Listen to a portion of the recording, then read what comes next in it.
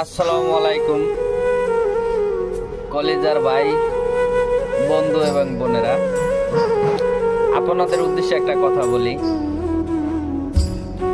কেউ ইচ্ছা করে নদীর কূলে ঘর বান্ধিবার আশা করবেন না, তাহলে একুলো হারাবেন, ওকুলো যাবে। আবেগ দিয়ে নয়, বিবেক দিয়ে কাজ করুন।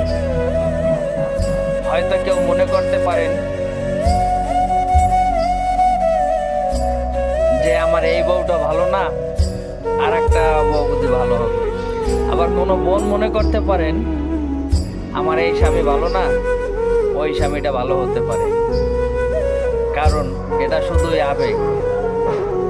দেহের ভালোবাসা হয়তো ক্ষণিকের, আগে মনের ভালোবাসা বুঝুন।